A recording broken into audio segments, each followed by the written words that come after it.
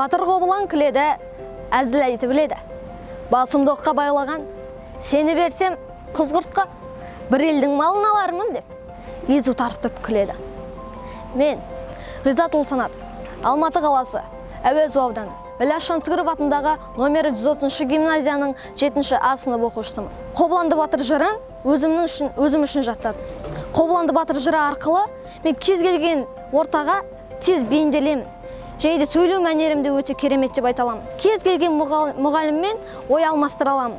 Менің шағын ұсынысым, егер де осындай жырлар мен дастандардан байқау болса, одан көп бола берсе екен деп тілеймін.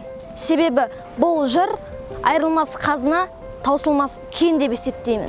Бұл жырда тау, су, қала атаулары көптеп кездеседі. Бала өзінің тарихын білуге ынталанады. Және жырдың бір ерекшелігі Қобыландыдай батырдан үлгі алады. Құртқаның адалдылығынан, Қарлығаның қызда болса, қазақтың қыздарының батыр екендігінен үлгі алады.